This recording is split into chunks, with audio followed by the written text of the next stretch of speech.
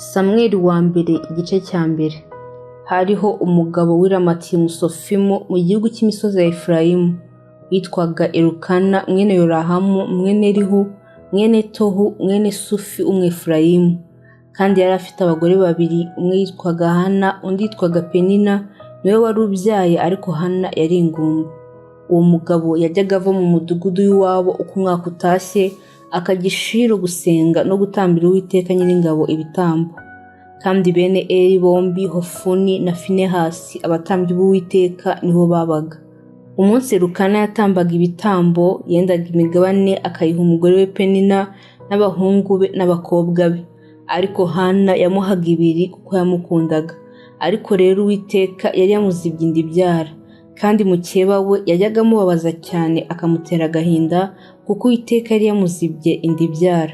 Uko niko umugabo we yagenzaga uko umwaka utashye, kandi iyo yajyaga mu nzu y'Uwiteka mukeba we yamubabazaga atyo, nicyo cyamurizaga akanga kurya. Maze umugabo we Elukana aramubaza ati, urarizwa n'iki Hana? Ni iki kikubuza kurya, kandi ni iki kiguhagarika umutima? Mbese sinkurutira abana b'abahungu 10? Nuko bamaze kurya no kunywa, Hana ahaguruka aho bari bari Shilo, kandi Eli umutambyi yari yicaye ku ntebe ye ku gikomanizo cy'umuryango w'urusengero rw'Uwiteka. Ariko Hana yasenganaga Uwiteka agahinda, arira cyane, ahiga umuhigo, aravuga ati, Nyagasani Nyiringabo, nureba umubabaro w'umuja wawe ukanyibuka, ntunyibagirwe ukampa umwana w'umuhungu, nzamutura Uwiteka abe uwe iminsi yose yo kubaho kwe, kandi icyuma cyogosha ntikizagera ku mutwe. Nuko akomeza gusenga atyo imbere y'Uwiteka. Eli yitegereza umunwa we, kandi muri uwo mwanya Hana yasabiraga mu mutima we, iminwa ye ikanyeganyega, ariko ijwi rye ntirihinguke. Nicyo cyatumye Eli yibwira ko yasinze. Nuko Eli aramubaza ati, uzageza he isindwe ryawe? Mbese waretse vino yawe? Hana aramusubiza ati, ashwi databuja, ndi umugore ufite umutima ubabaye. Ntabwo nanyoye vino cyangwa igisindisha cyose, ahubwo nsutse imbere y'Uwiteka amaganya yo mu mutima wanjye. Ntukeke yuko umuja wawe ari umukobwa w'ikigoryi, kuko ibyo navuze kugeza ubu nabitewe n'amaganya kandi n'agashinyaguro bikabije. Maze Eli aramusubiza ati, genda amahoro, Imana ya Isirayeli iguhe ibyo wayisabye. Hana aramusubiza ati, umuja wawe mbonera imbabazi imbere yawe. Nuko uwo mugore aragenda arafungura, mu maso he ntihongera kugaragaza umubabaro ukundi. Bukeye bazinduka kare mu gitondo, bajya imbere y'Uwiteka barasenga, barangije basubira iwabo, basohora mu rugo rwabo i Rama. Maze Elukana aryamana n'umugore we Hana, Uwiteka aramwibuka. Igihe gisohoye Hana asama inda, bukeye abyara umwana w'umuhungu, amwita Samweli ati, kuko namusabye Uwiteka. Maze uwo mugabo Elukana n'abo mu rugo rwe bose barahaguruka, bajya gutambira Uwiteka igitambo cy'uwo mwaka no guhigura umuhigo. Ariko Hana ntiyajyayo, abwira umugabo we ati, sinzajyayo umwana ataracuka, ariko namara gucuka nzamujyana kumumurikira Uwiteka ngo agumeyo iminsi yose. Umugabo we Elukana aramubwira ati, kora icyo ushaka, uguma aha kugeza ubwo uzamucutsa, icyakora Uwiteka nakomeza ijambo rye. Nuko uwo mugore agumaho, yonsa umwana we kugeza aho yamucukirije. Amaze kumucutsa aramujyana, ajyana n'amapfizi 3 na efa imwe y'ifu n'imvumba y'uruhu irimo vino, amujyana i Shilo mu nzu y'Uwiteka, kandi umwana yari akiri muto. Nuko babikira imfizi bazanira Eli umwana. Uwo mugore aravuga ati, Nyagasani ndahiye ubugingo bwawe, ninjye wa mugore wari uhagaze iruhande rwawe bwa bundi nsaba Uwiteka. Uyu mwana niwe nasabye, kandi Uwiteka yampaye icyo namusabye. Nicyo gitumye mutura Uwiteka, azaba uwatuwe Uwiteka iminsi yose yo kubaho kwe. Nuko asengera Uwiteka aho ngaho. Samweli wa mbere igice cya kabiri. Maze Hana arasenga ati, umutima wanjye wishimira Uwiteka, ihembe ryanjye rishyirwe hejuru n'Uwiteka. Akanwa kanjye kagukiye ku banzi banjye, kuko nejejwe n'agakiza kawe. Nta wera nk'Uwiteka, kuko nta yindi mana itari wowe, kandi nta gitare kimeze nk'Imana yacu. Ntimukongere kuvuga iby'ubwibone bikabije bityo, ntimukabe abanyagasuzuguro mu byo muvuga, kuko Uwiteka ari Imana izi byose kandi ariyo imenya urugero rw'ibyo abantu bakora. Imiheto y'intwari iravunitse kandi abasitaye bakenyerana imbaraga. Abari abakungu baraca inshuro kandi abari abashonji bayadamaraye. Ndetse uwari ingumba yabyaye 7 kandi uwabyaye benshi aracebye. Uwiteka arica agakiza, ashyira ikuzimu kandi agakurayo. Uwiteka arakenesha agakenura, acisha bugufi agashyira hejuru. Akura abakene mu mukungugu, ashyira hejuru abatindi abakuye ku cyavu, kugira ngo bicarane n'ibikomangoma. Baragwa intebe z'icyubahiro, kuko inkingi z'isi ari iz'Uwiteka kandi nizo yayishinzeho. Azarinda ibirenge by'abakiranutsi be, ariko abanyabyaha bazacemererwa mu mwijima, kuko nta muntu uzaneshesha amaboko. Abarwanya Uwiteka bazavunagurika, azabahindiraho ari mu ijuru. Uwiteka azacira abo ku mpera y'isi imanza, kandi umwami we azamuha imbaraga, azashyira hejuru ihembe ry'uwo yasize amavuta. Nuko Elukana asubira mu rugo rw'i Rama, kandi uwo mwana akorera Uwiteka imbere y'umutambyi Eli. Kandi bene Eli bari ibigoryi, ntibari bazi Uwiteka.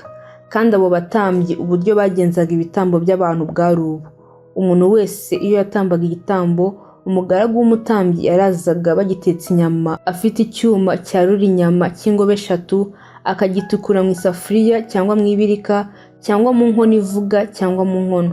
Ikintu cyose icyo cyuma cyajaburaga nicyo umutambyi yendaga. Uko niko bagenzaga Abisirayeli bose babaga i Shilo.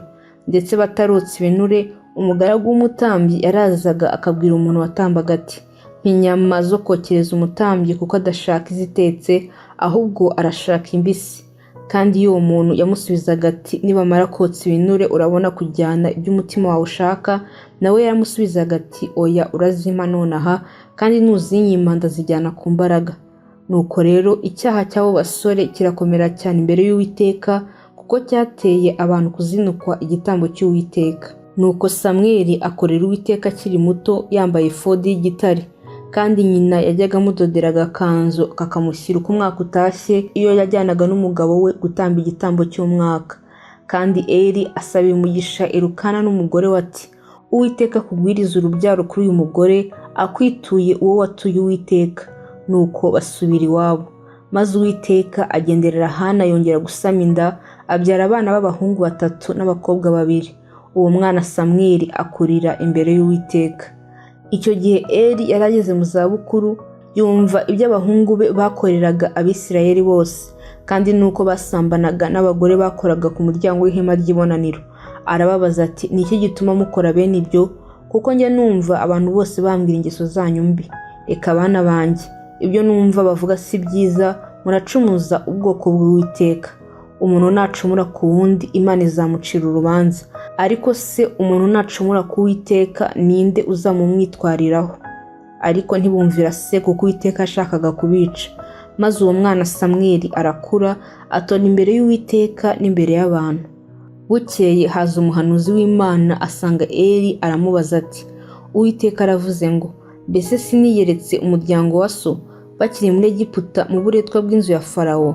Sinamutoranije mu miryango yose y'Abisirayeli nkamugira umutambyi wanjye, akajya ku gicaniro cyanjye koserezaho imibavu, akajya yambara efodi imbere yanjye? Kandi sinahaye umuryango wa so ibitambo byose by'Abisirayeli byokejwe mu muriro? None niki gituma mutera imigeri ibitambo n'amaturo nategetse kuntambirira mu nzu yanjye, ukubaha abahungu bawe kubandutisha, mukitungisha ibyiza byo mu bitambo byose by'ubwoko bwanjye bwa Isirayeli ngo muhonjoke? Nicyo gitumye Uwiteka Imana ya Isirayeli ivuga iti: nukuri nari navuze yuko ab'inzu yawe n'ab'inzu ya so bazajya bagendera imbere yanjye iteka ryose, ariko none Uwiteka aravuze ngo, ntibikabeho, kuko abanyubaha aribo nzubaha, ariko abansuzugura bazasuzugurwa. Umva ye, iminsi izaza nzakuvutse amaboko wowe n'urugo rwa so, he kugira uwo muri mwe uzagera mu zabukuru. Kandi mu byiza Imana izaha Abisirayeli byose, wowe uzabonera umubabaro mu nzu yanjye. Nta n'umwe wo mu nzu yawe uzagera mu zabukuru iteka ryose.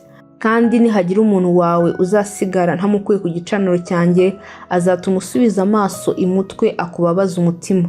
ab'urubyaro rw'inzu yawe bose bazajya bapfa bakenyutse, kandi kizagira ku bahungu bawe Hofuni na Finehasi kizakubera ikimenyetso, bombi bazapfira umunsi umwe. Nzaherako nihagurukirize umutambyi wiringirwa uzakora nk'ibyo mu mutima wanjye n'ibyo nibwira, kandi nzamwubakira inzu ikomeye, azagendera mu maso y'uwo nimikishije amavuta iminsi yose. Nuko bizaba bityo, umuntu wese wo mu nzu yawe uzaba acitse ku icumu azaza amupfukamira amusaba agafeza n'agatore k'umutsima amubwira ati, ndakwinginze umpe umurimo umwe w'ubutambyi kugira ngo mbone agatsima ko kurya. Samweli wa mbere igice cya 3. Uwo mwana Samweli yakoreraga Uwiteka imbere ya Eli, kandi muri iyo minsi ijambo ry'Imana ryari ingumi, nta kwerekwa kwari kweruye. Icyo gihe Eli yari atangiye guhuma atakibona. Bukeye mu maryama ajya ku buriri bwe, itara ry'Imana ryari ritarazima, kandi Samweli yari aryamye mu rusengero rw'Uwiteka aho isanduku y'Imana iba. Maze Uwiteka ahamagara Samweli nawe ati, karame. Arirukanka asanga Eli ati, nditabye kuko umpamagaye. Eli ati, singuhamagaye, subira kuryama. Nuko asubira kuryama. Uwiteka yongera guhamagara Samweli, arabaduka asanga Eli aravuga ati, nditabye kuko umpamagaye. Aramusubiza ati, mwana wanjye, singuhamagaye, subira kuryama. Ariko Samweli yari ataramenya Uwiteka kandi atarahishurirwa n'ijambo rye. Uwiteka ahamagara Samweli ubwa 3. Arabaduka asanga Eli ati, nditabye kuko umpamagaye. Maze Eli amenya ko ari Uwiteka uhamagaye umwana. Niko kubwira Samweli ati, genda subira kuryama, niyongera kuguhamagara umusubize uti, Uwiteka vuga kuko umugaragu wawe nteze amatwi. Nuko Samweli asubira kuryama aho yari ari. Maze Uwiteka araza ahagarara aho, aramuhamagara nk'ubwa mbere ati, Samweli, Samweli. Nawe ati, umbwire kuko umugaragu wawe nteze amatwi. Nuko Uwiteka abwira Samweli ati, dore nzakora ikintu muri Isirayeli, uzacyumva wese amatwi azacura injereri. Uwo munsi nzasohoreza Eli ibyo navuze ku nzu ye byose, uhereye mu itangira ryabyo ukageza mu iherezo ryabyo. Namubwiye ko nzacira inzu ye urubanza rw'iteka ryose, mbahora gukiranirwa yamenye, kuko abahungu be bizaniye umuvumo ntababuze. Nicyo cyatumye ndahirira inzu ya Eli nti, icyaha cy'inzu ya Eli ntikizahongererwa icyiru cy'igitambo cyangwa amaturo iteka ryose. Nuko Samweli araryama ageza mu gitondo. Bukeye akingura inzugi z'inzu y'Uwiteka, ariko atinya kubwira Eli ibyo yeretswe. Nuko Eli ahamagara Samweli aramubwira ati, mwana wanjye Samweli. Nawe ati, karame. Aramubaza ati, Uwiteka yakubwiye iki? Ndakwinginze ntumpishe. Numpishe ikintu na kimwe mu byo yakubwiye byose, Uwiteka abiguhore ndetse akurushirizeho. Samweli amurondorera byose, ntiyagira icyo amuhisha. Nuko Eli aramusubiza ati, ni Uwiteka, nakora icyo ashaka. Samweli arakura, Uwiteka abana nawe, ntiyakunda ko hagira ijambo na rimwe rya Samweli rigwa hasi. Nuko Abisirayeli bose uhereye i Dani ukageza i Berisheba bamenya ko Samweli yarundukiye mu buhanuzi bw'Uwiteka. Maze Uwiteka yongera kumubonekera i Shilo, kuko yajyaga yiyereka Samweli n'ijambo rye i Shilo, kandi ijambo rya Samweli rigera ku Bisirayeli bose.